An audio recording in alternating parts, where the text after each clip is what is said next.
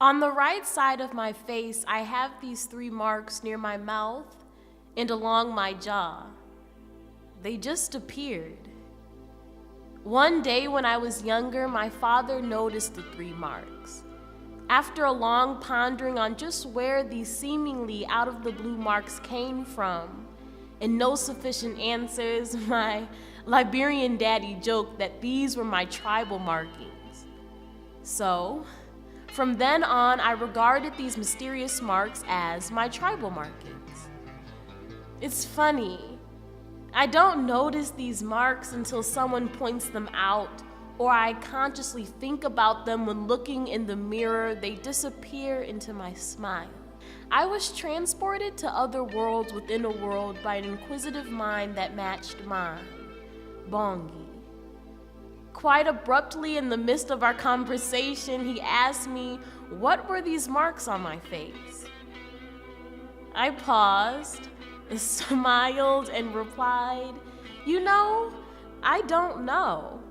My family and I have been trying to figure this out.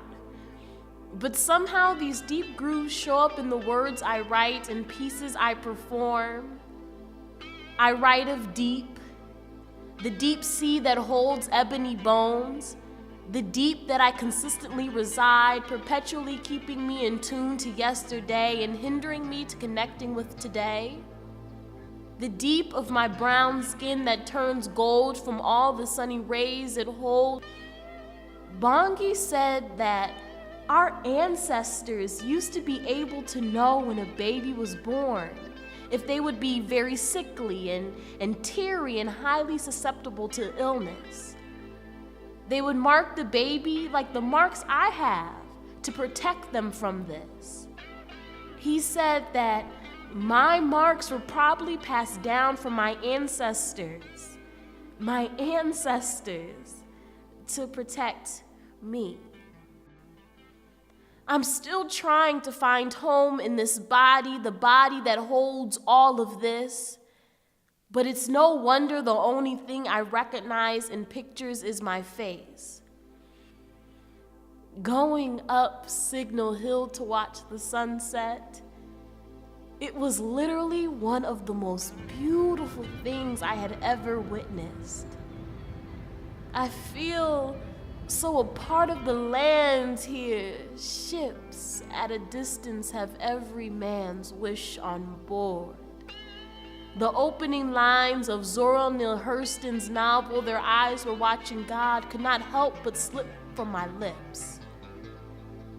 We literally watched the sun disappear into the beauty it created, and we settled into the murky distinction between night and day, and my beauty and complexity as Black, Liberian, African American woman with the gift of facial markings from ancestral hands finally made sense.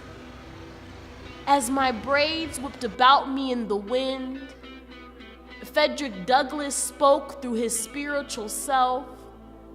Slaves sing most when they are most unhappy, and James Weldon Johnson responded, "O Black and unknown bards of long ago, how came your lips to touch the sacred fire?